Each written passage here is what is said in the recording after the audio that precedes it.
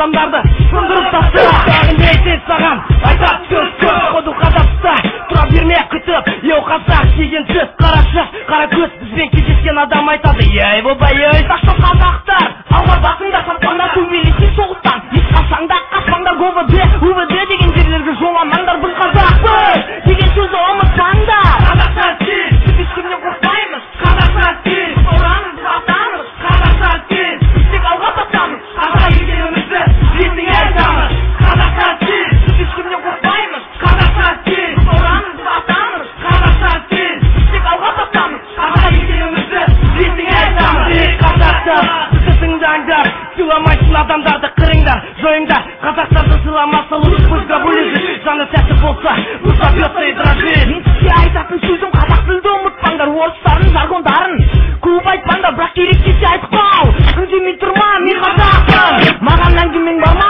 Тағы не айтайын саған? Айтатын сөз бар, ешкімді сен аяма. Покажи свой удар. Егер аясаң оны, одан ештеңе шықпайды. Сен аяған адамда сені аямайды. Я қазақтың балдары, өмір қиын болып баратыр біздің тамырымызда. Қазақ қаны ағып жатырса шошатпаңдар. Ты ударил, ты убил, сен қазақтың, біз қазақпыз. Қазақстан сен, біз ешкімнен қорқпаймыз. Қазақстан сен, біз орамыз, батамыз. Қазақстан сен, біз тек алға басамыз. Қазақ екенімізді ертең айтамыз.